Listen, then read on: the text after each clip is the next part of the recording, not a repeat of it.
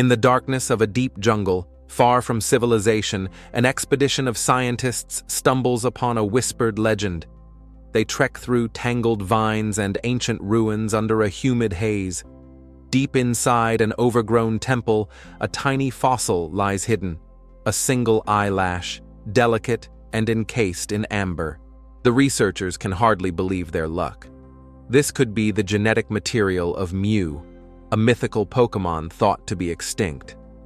In that quiet moment, under the gaze of stone idols and glowing fungi, humanity's curiosity ignites a chain of events that will lead to the creation of Mewtwo, one of the most powerful and tragic Pokémon in existence. They carefully retrieve the fossil, hearts pounding with excitement. According to later recovered journal entries, it's July 5th when a new Pokémon was discovered deep in the jungle. A few days later, on July 10th, the researchers officially name the creature Mew. In that remote corner of Guyana, South America, the myth of Mew suddenly becomes real. A gentle creature that carries the DNA of all Pokémon, Mew represents the origins of the Pokémon world. But rather than marvel at nature, the team has a grander plan. What if we could harness this ancient power?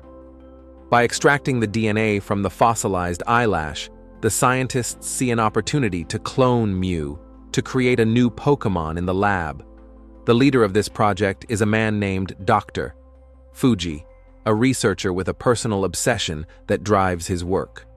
Unknown to most, Dr. Fuji is mourning the loss of his young daughter Amber and has been desperately researching cloning technology in hopes of bringing her back. When the discovery of Mew's DNA catches the eye of Team Rocket, a notorious underground organization, Dr. Fuji finds a powerful benefactor. Giovanni, the shadowy boss of Team Rocket, agrees to fund Fuji's research.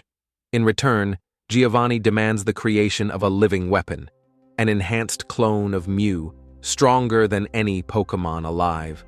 And so, in secret, the project begins. On a remote island off the coast of Kanto, New Island, Dr. Fuji is given a state-of-the-art laboratory.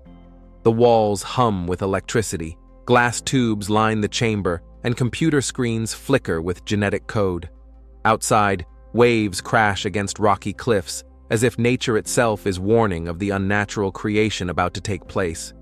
Inside, with Giovanni's funding and a dedicated team of scientists, Dr. Fuji sets out to play God, attempting to birth a creature that legend says might rival the gods of old.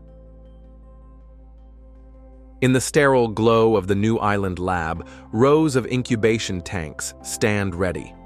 Each cylindrical pod is filled with bluish liquid, bubbling softly. Within them float embryos and flickers of life, the fruits of countless experiments. The scientists begin by replicating Mew's DNA from the fossil. Each attempt is painstaking, merging science and imagination. Many early trials fail, but Dr. Fuji's determination is unyielding, fueled by both scientific ambition and the faint hope of seeing his daughter's smile again. Giovanni periodically visits the lab to check on progress. Dressed in a crisp suit, the Team Rocket boss radiates a quiet menace amid the lab-coated researchers. He reminds Fuji of their deal. Design a Pokémon more powerful than any other, he insists. The project, codenamed Mewtwo, must yield the ultimate living weapon. Giovanni envisions a Pokémon under his control that could crush his enemies and secure Team Rocket's dominance. In truth, Giovanni cares little for the miracle of cloning or the ethics of their work. He cares only for results. While the main objective is creating Mewtwo, essentially Mewtwo, the second coming of Mew, Dr. Fuji also continues his personal side project. Hidden away is a special tank containing the preserved consciousness of Amber, his deceased daughter. In a device he calls a chamber of light, Fuji has stored Amber's memories and personality, hoping to one day give her a new body. This aspect of the research is kept quieter, but Giovanni is aware. He tolerates it only because Fuji's expertise is crucial. As long as Fuji delivers Mewtwo, Giovanni doesn't care what else he does in the lab. Months pass in tense silence, broken only by the hum of equipment and scribbling of notes. On February 6th, a breakthrough is recorded in Fuji's journal, Mew gave birth. We named the newborn Mewtwo. In truth, Mewtwo was not born in any traditional sense. The scientists used Mew's genetic material to grow a clone in vitro. But the language of the diary reflects their excitement, almost as if Mewtwo were a child of Mew. The clone grows at an unprecedented rate within its vat, far faster than a natural Pokémon embryo. The team makes adjustments to the DNA, engineering Mewtwo to be larger and stronger than the original Mew. They tamper with its genetic code to enhance its psychic powers, pushing beyond boundaries that nature set.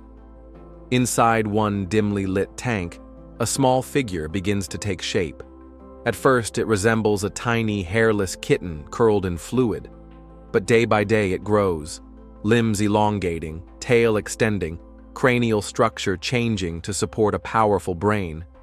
Mewtwo is forming, a pale purple humanoid creature with feline features, closed eyes, and a tube feeding oxygen into what will soon be its lungs.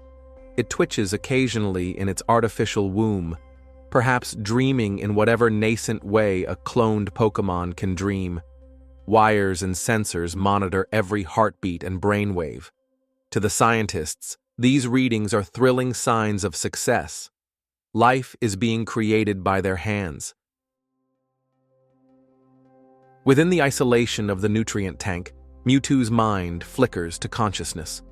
Though its eyes remain closed, in its mind's eye, the world begins to take shape. Unbeknownst to the observing scientists, the newborn Pokémon is already thinking and feeling, and it is not alone in this psychic space. Amber 2, the cloned consciousness of Dr. Fuji's daughter Amber, drifts like a gentle light beside the young Mewtwo. Along with her are 3 small Pokémon shapes, Charmander 2, Squirtletwo, and Bulbasaurtwo, early cloned Pokémon that Fuji created as experiments. These 2 are suspended in their own tanks, their bodies weak and fragile, but in the realm of telepathy, their spirits meet. For Mewtwo, everything is new. Imagine experiencing existence for the first time in a dreamlike haze. Amber 2 reaches out to him, her presence warm and calming. She shows Mewtwo visions of a sunny world beyond the glass. Blue skies, green grass, the feeling of a breeze. Through their psychic link, Amber's clone teaches Mewtwo about simple joys, the laughter of a child, the concept of friendship, and the beauty of life. In this serene mental landscape, what Amber calls her remember place, Mewtwo is like an infant being guided by a kind older sister. He doesn't yet understand that he's an experiment. In these moments, he simply is a curious child, soaking up Amber's gentle wisdom. At one point, she imparts a simple, poignant truth to him. Life is wonderful. Those words imprint on the young clone's heart. Time flows strangely in this dream world. It could be days or weeks. Within their tanks, only minutes pass, but in their minds, they explore memories and hopes. The scientists notice spikes in Mewtwo's brain activity, but can only guess at what he experiences. Dr. Fuji might even suspect the psychic communion and smile wistfully, knowing his daughter's consciousness is not alone. However, this peaceful beginning is short-lived. One by one, the lights in that psychic space begin to vanish. The cloning process for the 3 Pokémon starters fails. Charmander 2, Squirtletwo, Bulbasaurtwo each expire in their tanks, unable to sustain life. In the dreamscape, Mewtwo watches in confusion as his playmates fade away. Panic and sadness begin to well up in the young Pokémon's heart. Amber 2's glowing form starts flickering as well. The human clone's life force is unstable. Mewtwo doesn't understand why his new friends are disappearing, only that with each loss he feels a growing sorrow.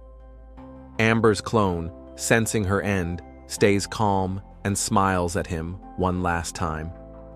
She thanks Mewtwo for caring about her and reassures him with her innocent optimism. "Don't be sad. Thank you. Remember, life is wonderful." Her voice grows fainter until she, too, dissipates like a dying ember in the darkness. Inside his tank, the infant Mewtwo's eyes snap open in anguish. For the first time, he feels the ache of loneliness and the sting of loss. The monitoring machines suddenly spike, his psychic readings flaring chaotically. In the lab, alarms go off. The scientists scramble, realizing their prized specimen is experiencing severe distress. Dr. Fuji watches as the tiny creature thrashes in the liquid, silent screams echoing in his mind. Fearing that grief and confusion might drive Mewtwo into a destructive frenzy even before he's fully grown, the team sedates the young Pokémon. A cool gas floods the tank, and Mewtwo's consciousness fades into darkness once more, the memory of Amber's warmth slipping away. The lab notes from that day mark an unusual event, but the scientists decide it's best if Mewtwo does not remember the pain of losing his first friend. The clone's emotional development, they reason, must be carefully controlled. Months later, in a hush that falls over the lab, Mewtwo finally awakens for real. Now fully grown and powerful, the creature opens its eyes to the world outside the tank for the very first time. It breaks out of its pod in a swirl of psychic energy and shattered glass. The scientists, witnessing the birth of the most powerful Pokémon on Earth, erupt in cautious celebration. Dr. Fuji approaches the confused Pokémon slowly, with a mix of pride and trepidation. Mewtwo, a bipedal, feline-like figure with lavender skin and a long purple tail, gazes at his surroundings. Wires and broken metal hang from the ruined incubator. The lab staff stare up at him in awe and fear. Mewtwo's eyes glow an eerie blue as it speaks without moving its mouth, projecting its thoughts telepathically. Where am I? Who am I? The voice is deep, yet childlike in its uncertainty. Dr. Fuji attempts to calm Mewtwo, welcoming him to the world. In that moment, Fuji calls him Mewtwo, explaining that he is a creation of this laboratory, the clone of the legendary Mew. The words ring hollow to the newly born Pokémon. Created? Clone? Mewtwo's earliest memories are hazy. Somewhere in the back of his mind flickers the shadow of a warm laugh, perhaps Amber's influence. But now he is confronted with cold, clinical reality. He looks at the humans and only sees the faces of people who have been observing him like a specimen. "Why, was I made?" he asks, searching for meaning. The response offers little comfort. The scientists speak of experiments and power. To them, Mewtwo is the culmination of their work, a marvel of science. As the researchers rejoice in having succeeded in creating the world's strongest Pokémon, Mewtwo's confusion turns to mounting anger. He senses that to these humans he is not a person or partner, but a thing, a weapon they intend to use. Emotional turmoil wells up inside him. This entire world is new and confusing, and the only thing Mewtwo knows for certain is that he never asked to be born. In a deep part of his heart, he feels an emptiness where companionship and purpose should be. The scientists seem to celebrate their achievement, paying no heed to the creature's own feelings. One researcher excitedly remarks that Mewtwo may be even more powerful than they dreamed. To Mewtwo, it sounds like they are congratulating themselves on controlling him. Suddenly, psychic energy crackles around Mewtwo's body in uncontrolled surges. Monitors blow out in showers of sparks. Dr. Fuji's face falls as he realizes their creation is enraged and beyond anyone's control. Mewtwo's eyes shine fiercely. With a furious cry, he unleashes his power on the lab. Glass capsules shatter, metal beams twist like paper, explosions rip through the facility. Panicked screams echo as equipment bursts into flame. The scientists, who moments ago cheered their creation, now scramble for their lives. Amid the chaos, Dr. Fuji makes a final log entry, his voice trembling on a recording device as the room collapses around him. We dreamed of creating the world's strongest Pokémon, and we succeeded. But for some reason, the creature's anger is out of control. It is destroying our laboratory. Those are his last words. In a flash of light, the lab detonates, and then all is silence. When the smoke clears, the once high-tech laboratory is nothing but charred rubble on New Island's rocky ground. Fires crackle among the debris, and shattered glass litters the floor like glittering sand. Mewtwo hovers amid the destruction, protected by a shield of telekinetic energy. Breathing heavily, he looks at what he has done. In mere moments, he obliterated the only place he's ever known and the people who gave him life. Ashes drift in the salty breeze coming from the sea. Mewtwo's heart is a storm of conflicting emotions.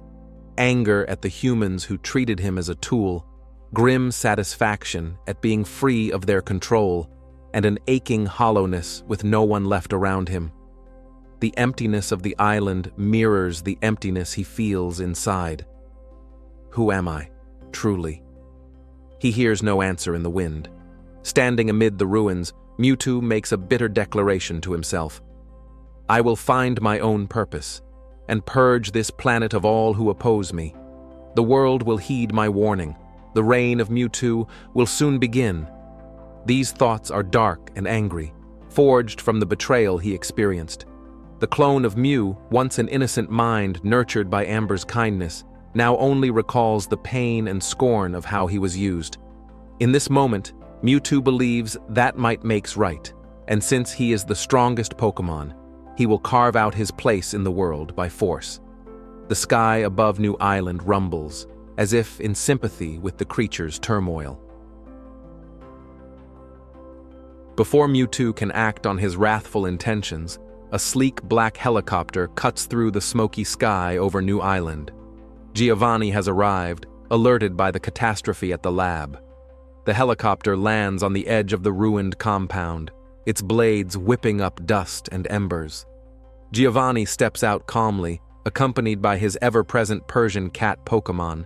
He surveys the destruction with narrowed eyes but shows little surprise. Perhaps he always expected that controlling the offspring of Mew would be perilous. Mewtwo tenses at the sight of another human, psychic energy swirling invisibly around him in preparation to attack. Giovanni, however, does not panic or threaten. Instead, he does something unexpected. He bows in respect. In a composed voice, he addresses Mewtwo not as a lab specimen, but as an equal, at least outwardly. I see the experiments have proven you are indeed powerful, he remarks smoothly. Giovanni's demeanor is careful and strategic. He knows brute force won't win Mewtwo's allegiance, so he offers something else: guidance. He tells Mewtwo, a wildfire destroys everything in its path. It will be the same with your powers, unless you learn to control them. The words are calculated, comparing Mewtwo's rage to a destructive fire that could consume even himself. Giovanni extends a hand, proposing a partnership. He will help Mewtwo focus and control his immense power, and in return, Mewtwo can help Giovanni with his own plans. Mewtwo is wary. His tail lashes slowly as he regards this human. The memory of broken promises is fresh, but Giovanni strikes a different tone than the scientists. He doesn't gush about experiments. Instead, he speaks of purpose. This piques Mewtwo's interest. Still reeling from existential uncertainty, Mewtwo craves meaning for his existence. Giovanni promises to reveal that purpose. The clone's distrust of humans battles with a deep-seated desire to belong somewhere. In the end, he tentatively accepts Giovanni's offer, not out of loyalty, but as a means to an end. If this man can truly help him harness his abilities, Mewtwo might find the answers he seeks. And if Giovanni proves false, Mewtwo figures he can always destroy him later. Giovanni transports Mewtwo from the ruins of New Island to the mainland, specifically to Team Rocket's headquarters. There, he provides Mewtwo with a specialized armored suit. Piece by piece, mechanical segments lock onto Mewtwo's body. jointed plates on his arms and legs, a reinforced chest plate, and a sleek helmet-like visor that covers his eyes. Giovanni claims the armor will help channel and restrain Mewtwo's power, making it easier for the Pokémon to control. In truth, the suit is a shrewd means for Giovanni to restrain Mewtwo, a way to monitor and dampen the clone's psychic might if necessary. Mewtwo, less naive, but still new to the world, senses that Giovanni may have ulterior motives, yet he tolerates the armor for now. He, too, wants to better control his powers, and perhaps the armor can indeed focus his abilities as promised. Under Giovanni's mentorship, Mewtwo enters a new phase of his life. For the next year, he works with Team Rocket, testing the limits of his strength. Giovanni wastes no time in using his prized asset. At Viridian City's gym, where Giovanni secretly serves as the gym leader, he pits Mewtwo against challengers who come seeking badges. One day, Gary Oak, a confident young trainer, arrives with a team of strong Pokémon eager to earn his Earth badge. Giovanni battles Gary, starting with lesser Pokémon, but when Gary proves skillful, Giovanni unveils his trump card, Mewtwo, kept until then in the shadows. The armored Mewtwo steps forward, its imposing form intimidating Gary. Gary's Pokédex cannot even identify this mysterious Pokémon and overloads from the attempt. In a swift, shocking display, Mewtwo brutally defeats Gary's Nidoking and Arcanine with little effort. Even when Gary desperately calls out more Pokémon, none can even touch this powerful foe. The battle ends almost as soon as it began, leaving Gary shaken and utterly defeated. Giovanni watches with a satisfied smile. His wildfire is now a controlled blaze he can direct at will. Under Giovanni's command, Mewtwo carries out various missions for Team Rocket. He crushes criminal rivals, scatters law enforcement with ease, and completes any task Giovanni sets, all the while honing his psychic abilities. Yet, despite this seemingly successful partnership, a void remains in Mewtwo's soul. Giovanni has given him battles to fight, but not the deeper purpose he longs for. More and more, Mewtwo comes to see that he's still being used. The armored suit feels less like guidance and more like a leash. After each fight, Giovanni offers praise, but also reminds Mewtwo of his place.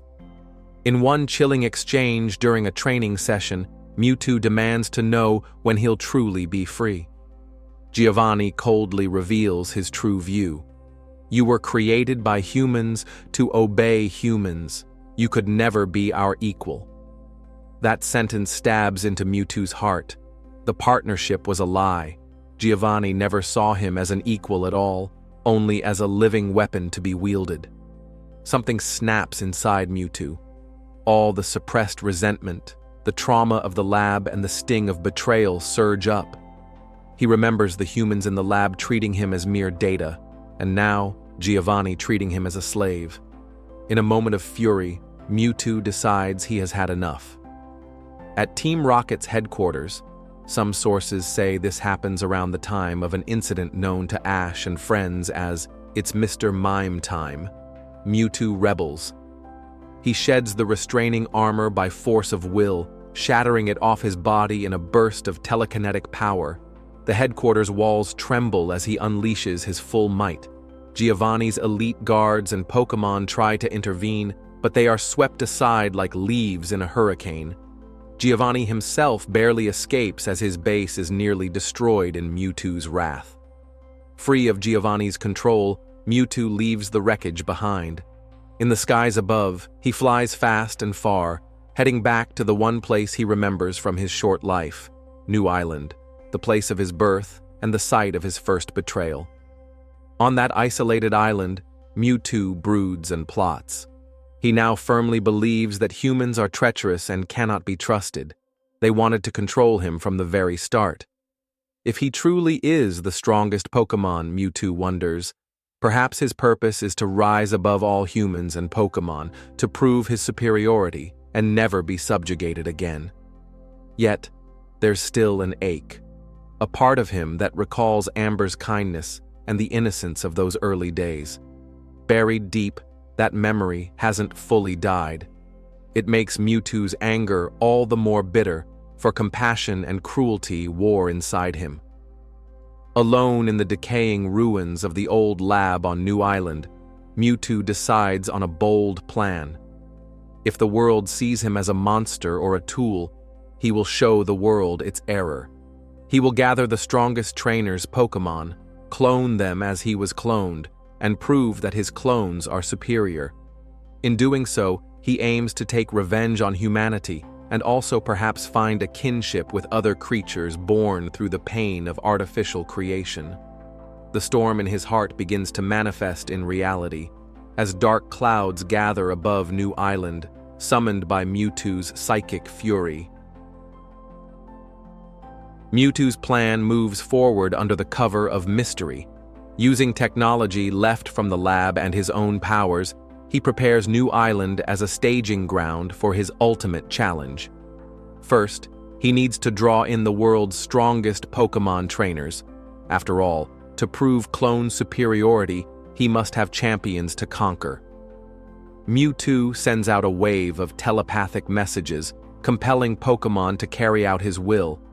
In one notable scene, a messenger Dragonite soars across the sea, clutching invitation letters sealed with the image of Mewtwo's eye.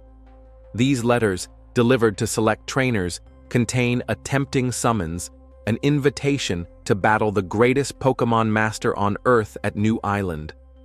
One of these invitations reaches a young trainer named Ash Ketchum, the very same Ash who journeyed through Viridian City not long after Gary's fateful encounter. Ash and his friends Misty and Brock receive the mysterious invite at a harbor town's Pokémon Center, delivered by the formidable Dragonite. The letter promises an exclusive tournament against an undefeated master on New Island, and Ash's competitive spirit is instantly ignited. Like several other skilled trainers, he eagerly accepts the challenge, not knowing the true identity or intent of their host. As the day of the gathering arrives, a fierce storm brews over the sea, a storm conjured by Mewtwo's psychic powers to test the trainer's resolve. The ocean churns and rain lashes down in sheets. Many invitees find the journey impossible and turn back, their boats unable to withstand the winds of water.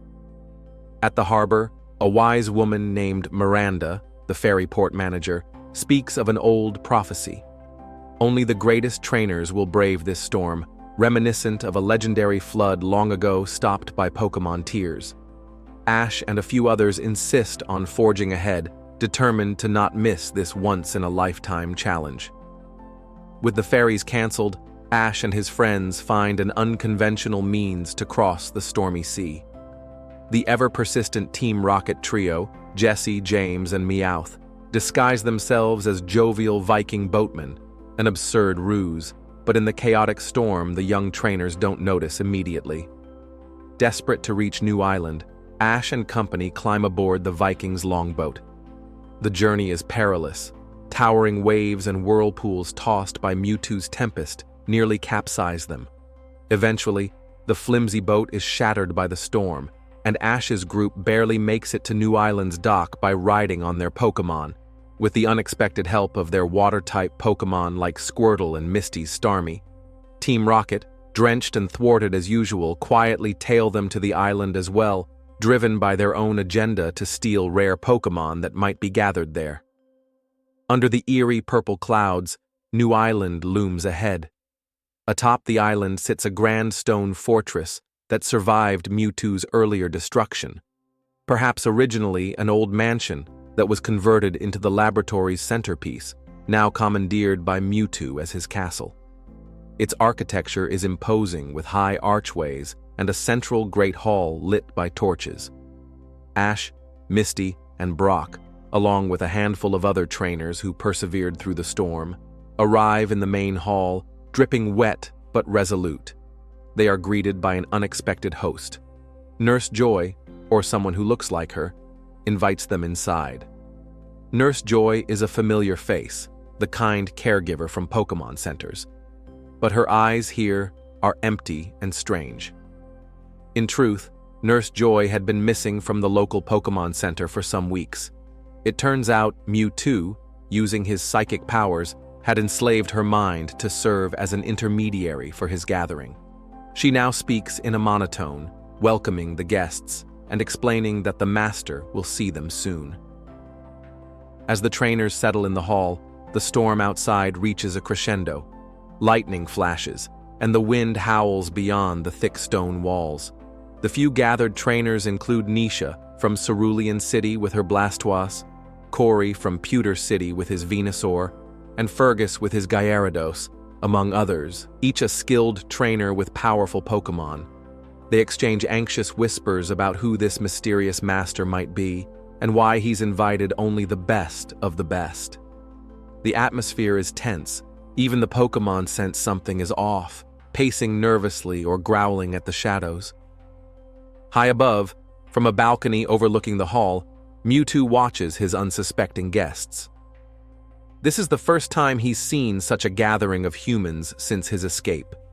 Their casual chatter and laughter, Ash's cheerful excitement for one, echoes in the chamber, annoy him slightly. These humans have no idea what they're walking into. Mewtwo's eyes narrow. With a subtle wave of psychic power, he intensifies the storm, cutting off any last possible escape. The main doors boom shut with a telekinetic thud, and the lights dim as thunder rattles the castle. It's time for the reveal. Nurse Joy, under Mewtwo's mental command, steps forward and announces the arrival of the master of the island. From the far end of the hall, a large stone throne begins to levitate and move. Seated upon it is Mewtwo, finally showing himself openly. The trainers gasp in unison at the sight. A Pokémon is their host, a Pokémon unlike any they've seen before. Mewtwo gently floats down from the air, throne and all, coming to rest before the stunned crowd. He dismisses Nurse Joy from his control. The young woman collapses briefly as the psychic spell lifts, and Brock dashes to catch her, escorting the dazed Nurse Joy aside to recover. Now, nothing stands between the trainers and the one who invited them. Mewtwo addresses the assembly with calm, cold confidence. He declares that he is the greatest Pokémon master in the world, precisely because he is also the most powerful Pokémon in the world. Some of the trainers bristle at this notion. How can a Pokémon be a Pokémon master? One hot-headed trainer foolishly challenges Mewtwo's claim, ordering his Pokémon to attack this arrogant creature. But with a mere glance, Mewtwo sends the challenger's Pokémon crashing back, defeated without even being touched. Fear ripples through the remaining trainers. Even Ash, who has faced many strong Pokémon, realizes this is on another level entirely. Mewtwo goes on to explain the true purpose of this gathering. He announces that humans' reign over Pokémon is over, that the natural order will be overturned. In his vision, cloned Pokémon, led by him, will inherit the world after wiping out the inferior originals and the humans who exploit them. His voice echoes in the hall, each word measured and dripping with resentment for the wrongs he believes he's suffered. The trainers listen, horrified and incredulous. Ash steps forward to protest the idea of wiping out humans, and thanks to an indignant courage, he challenges Mewtwo. Pokémon are not meant to fight this way, and certainly not to death or genocide. But Mewtwo dismisses Ash's plea as naive. To punctuate his intentions, Mewtwo demonstrates the power of his clones. With a flourish of psychic power, Mewtwo raises his three-fingered hand and telekinetically summons forth Pokeballs. But these aren't ordinary Pokeballs. They are dark, custom-made balls designed to capture any Pokémon without fail. They swirl through the hall like a swarm of mechanized bees. Panicking, the trainers call out their Pokémon to protect them. One by one, the strange Pokeballs start seizing the trainers' Pokémon, converting them into streams of energy and pulling them in. Ash's loyal Pikachu tries to outrun the onslaught, desperately zigzagging through corridors with Ash chasing after, but even Pikachu is eventually caught after a valiant effort. No Pokémon present is able to resist capture by Mewtwo's technologically augmented Pokeballs. those balls zip back to Mewtwo's lair, a lower chamber of the fortress that once was Dr. Fuji's lab. There, a grotesque-looking machine processes each captured Pokémon, scanning and producing a clone from their DNA. The original Pokémon are held in stasis, trapped inside special containment tubes, while their clones emerge from adjacent pods. Through this method, Mewtwo efficiently creates an army of duplicates: Clone Charizard, Clone Blastoise, Clone Venusaur, and many more, each marked with distinctive stripe patterns as an identifier. Up above, the trainers regroup, not fully understanding what is happening to their partners until Mewtwo reappears, now flanked by the cloned Pokémon that have risen to stand by their creator. It's a chilling sight. The clone versions of the trainer's own Pokémon stare them down. Ash sees a clone Charizard, larger and fiercer than his own Charizard. Nisha sees a clone of her Blastoise, and Corey sees a clone of his Venusaur, each ready to obey only Mewtwo. Among them floats clone Pikachu, a mirror of Ash's companion, identified by unusual markings. Mewtwo declares that these cloned Pokémon will be the beginning of a new era. To prove their superiority, he proposes a battle, the clones versus their original counterparts. Though it's hardly a fair match given Mewtwo's power and presumably the clone's enhancements, the proud trainers won't stand down from protecting their Pokémon. Even without their full teams, most of their Pokémon remain captive. They challenge Mewtwo with whatever they have left, or can persuade Mewtwo to release for a battle. In an arena-like courtyard of the fortress, under the swirling storm clouds, 3 clone versus original duels are arranged as a demonstration. Venusaur versus Venusaur, Blastoise versus Blastoise, Charizard versus Charizard, each pair squared off. The clone versions bear pattern markings, but otherwise look identical to their originals. The trainers urge their Pokémon to fight with all they've got. For a moment, it seems like a traditional battle, but it quickly becomes evident that Mewtwo's clones have the edge. The clone Venusaur overwhelms its counterpart with raw power, slamming it down. Clone Blastoise outmaneuvers and strikes down the original Blastoise in a dizzying rapid-fire exchange. The most intense is the battle of Charizards. Ash's Charizard, known for its defiant and stubborn nature, faces Mewtwo's clone Charizard. They take to the air, breathing flames and grappling, but the clone's enhanced strength and relentless obedience to Mewtwo give it the upper hand. Ash's Charizard, despite its bravery, is eventually thrashed into the ground by its duplicate. The trainers run to comfort their beaten Pokémon. Mewtwo watches silently, a stern look of vindication on his face. To him, the outcome is clear. His clones are superior in combat. He proclaims as much, announcing that the era of clones will begin now, with him as their master.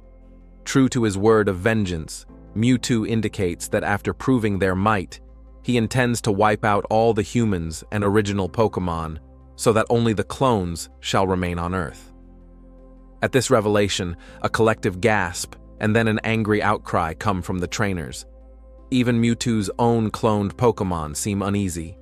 They are living beings too, and it's unclear if they entirely share Mewtwo's extreme vision. Before Mewtwo can carry out anything catastrophic, an unexpected presence interrupts. Mew itself suddenly arrives on New Island.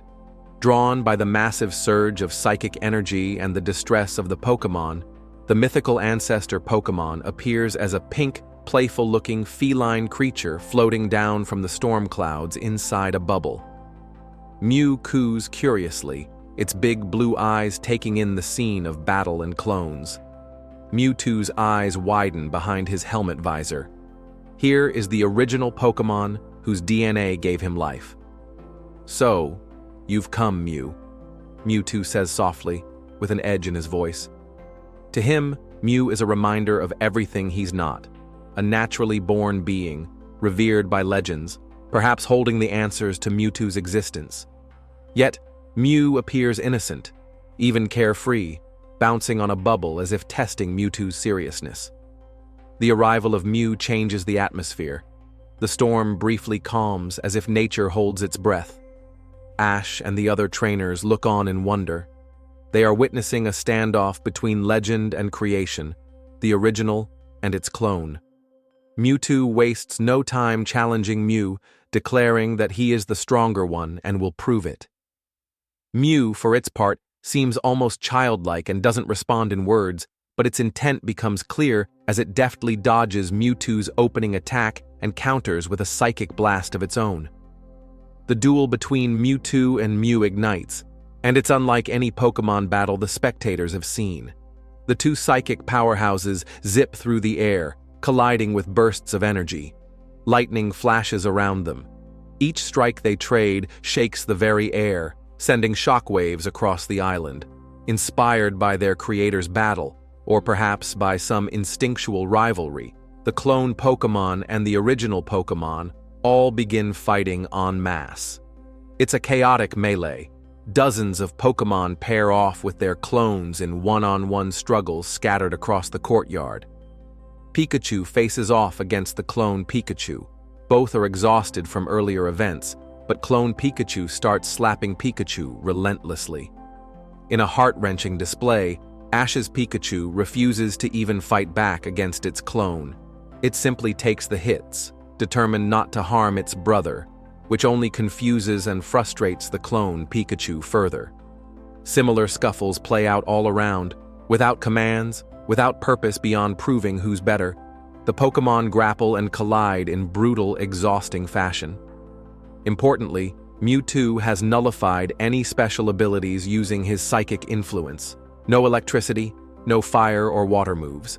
This is a raw physical brawl, meant to drive home the point of the futility of their struggle. Pokémon are tackling and punching, clone and original, in eerily silent anguish. No moves are called, just the dull sounds of bodies colliding and labored breathing. From the sidelines, the human trainers and even Team Rocket's trio, who have been silently observing and are oddly moved by the Pokémon's plight, watch with growing distress. This is not the Pokémon battle they know and love. It's a bitter, merciless fight that can only end in tragedy. Tears begin to well in Misty's and Nurse Joy's eyes as they see even gentle Pokémon like Chansey and Venomoth battering their own clones to the point of collapse. Brock holds a weakened Nurse Joy, who laments that if this continues, the Pokémon might literally fight until their hearts give out. High above the battlefield, Mew and Mewtwo's duel rages on, glowing orbs of psychic energy swirling around them. Mewtwo launches a massive sphere of shadowy power. Mew counters with a smaller, brilliantly glowing pink orb.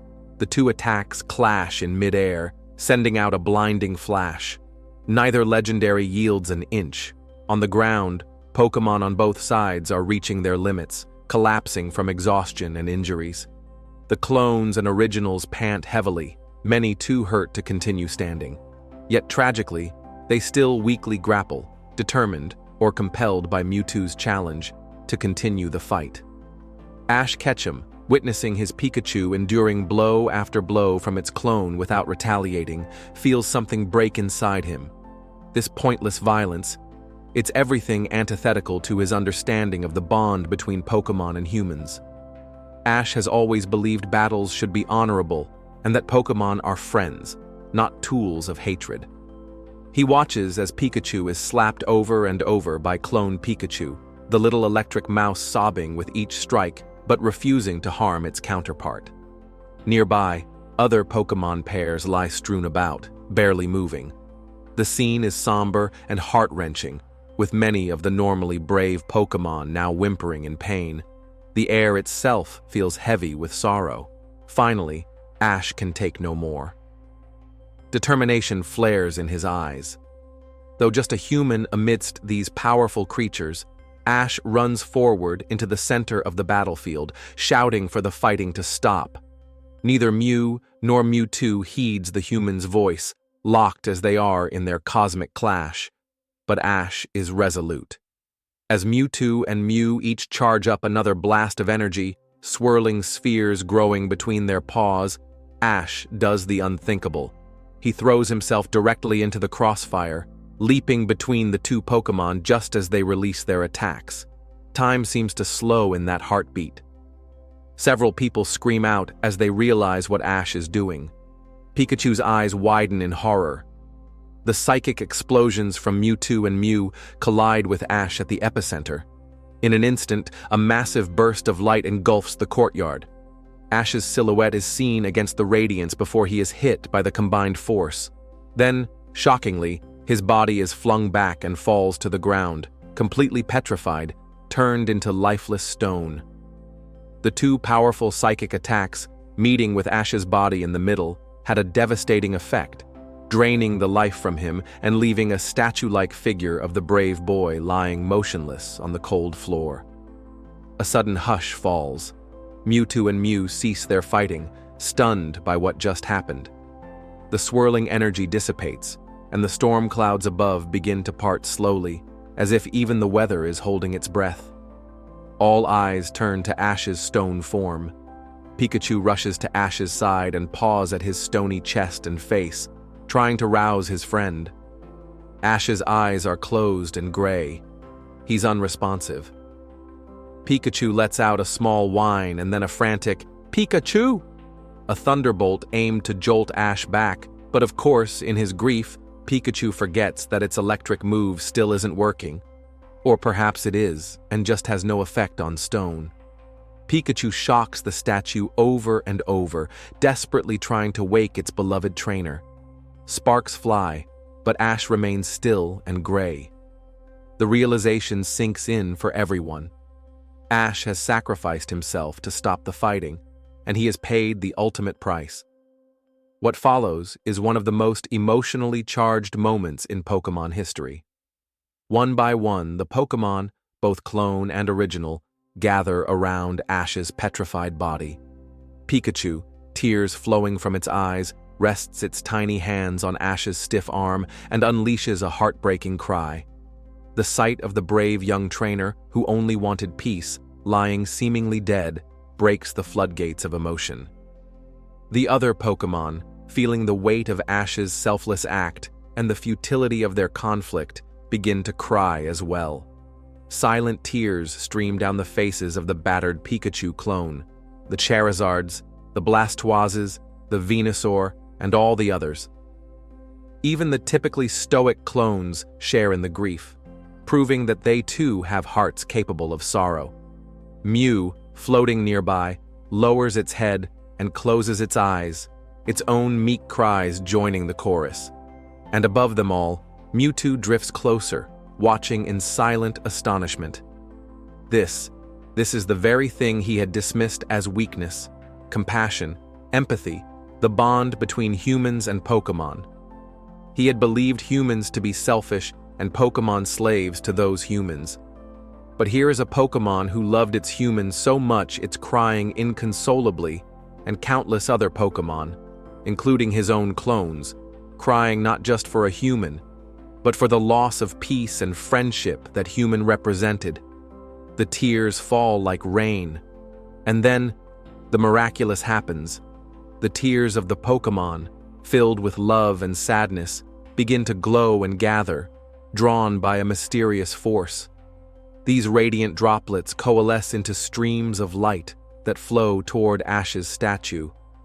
Long ago, there was an old legend, spoken perhaps by that wise woman at the harbor, that the tears of Pokémon possess a mysterious healing power born from their purity of heart.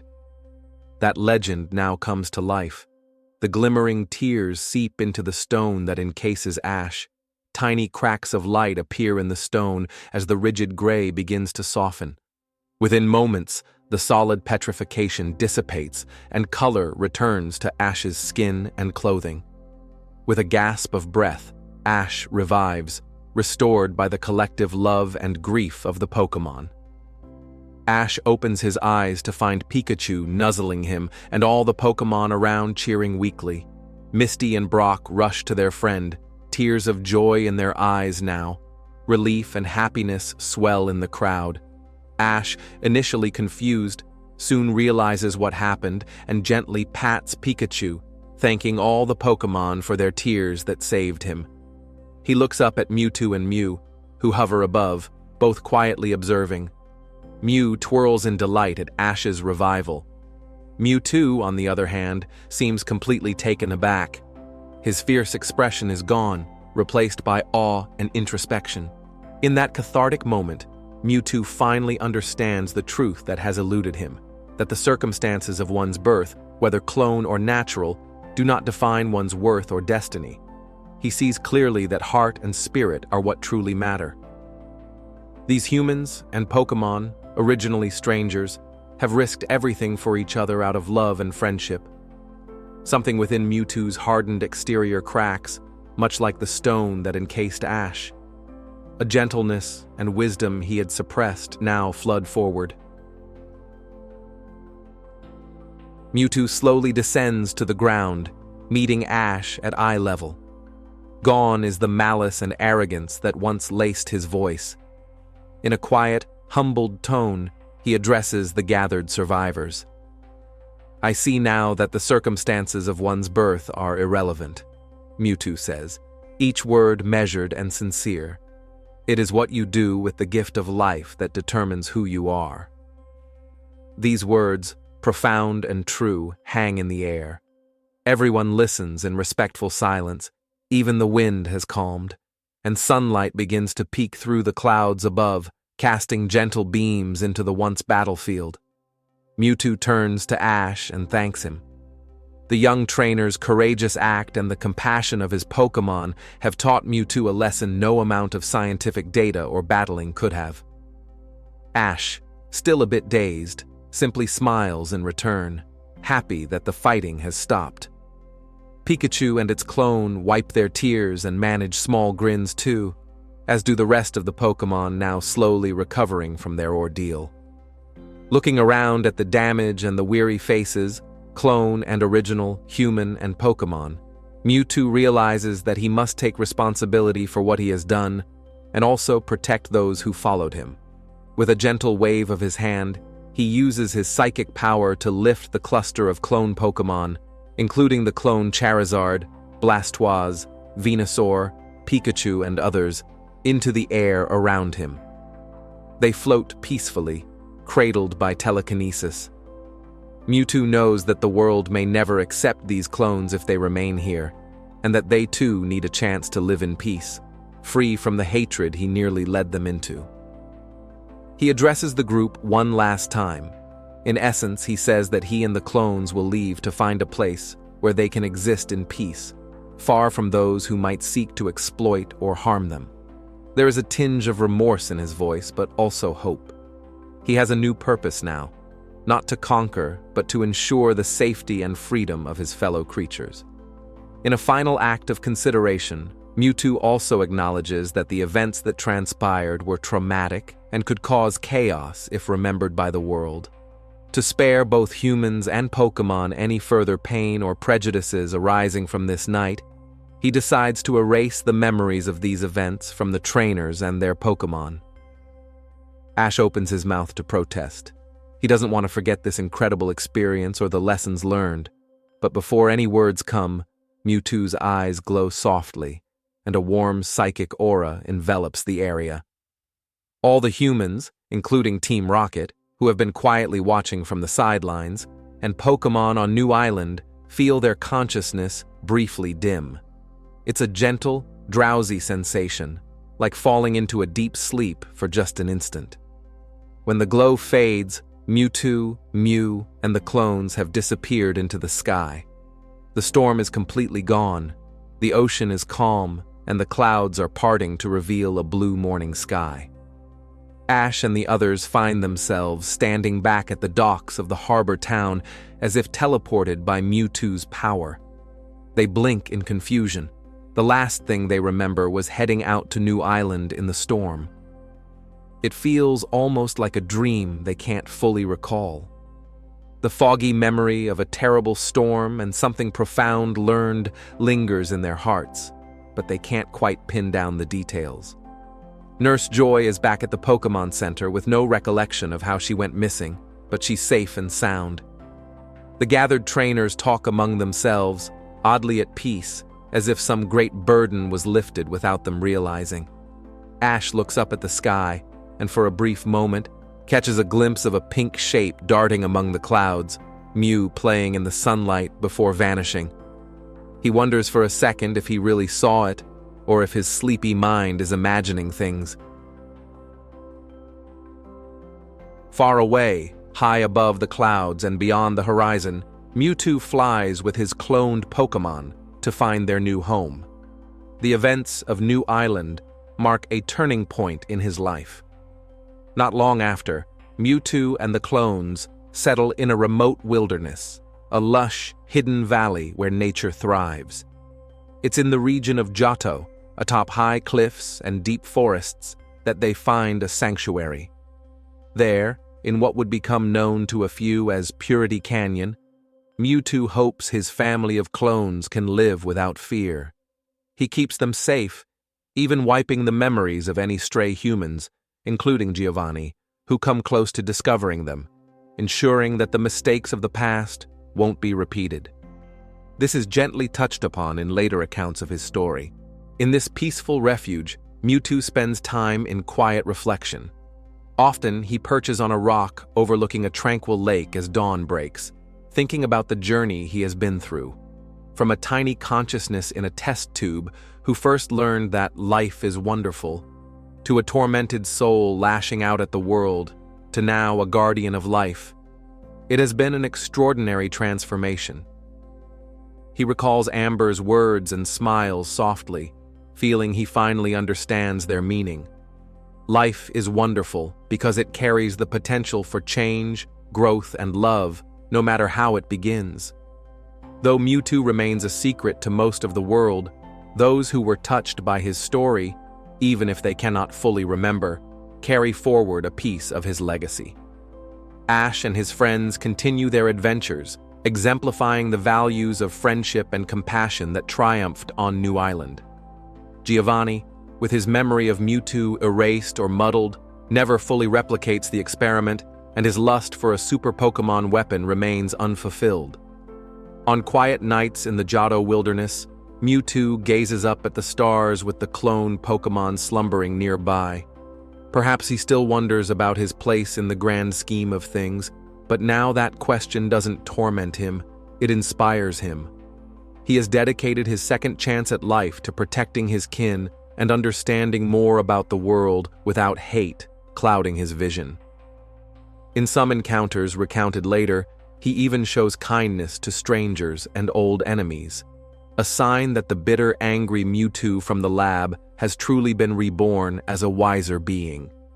In the broader world, rumors occasionally surface among Pokémon trainers of a mysterious, powerful Pokémon seen flying on nights of the full moon, or the inexplicable memory of a warmth when standing by the sea during a storm, as if something important happened that they can't quite recall. These whispers are the gentle ripples left by Mewtwo's once turbulent journey. Ultimately, the story of Mewtwo is one of identity, suffering, and redemption. Created by human ambition, he was born into a world without a clear place for him. He grappled with the fundamental question, who am I? And in searching for the answer, he experienced both the darkest despair and the brightest hope. He learned that neither nature nor science alone could dictate who he must be, that choice was always his own. Through Ash's selflessness and the compassion shown by Pokémon and humans alike, Mewtwo found a new path.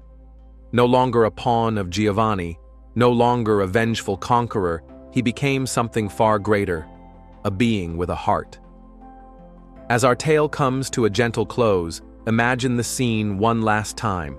A calm breeze over a peaceful valley, the moon reflected in a still lake, and a figure, Mewtwo, standing at the water's edge, quietly watching over those he loves. His past sorrows have not been forgotten, but they no longer define him.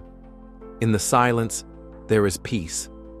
And in that peace, if you listen closely, you might hear a contented whisper in Mewtwo's telepathic voice, not to anyone in particular, but to the night sky itself. I have found where I belong. Sleep well now, knowing that even the fiercest of storms can give way to the calm of a new dawn, and that the most unlikely of beings can find light after darkness. This is the enduring legacy of Mewtwo, a story of creation and understanding, of a Pokémon who had to learn the true meaning of life, and in doing so, taught us all a little something about ourselves. Good night.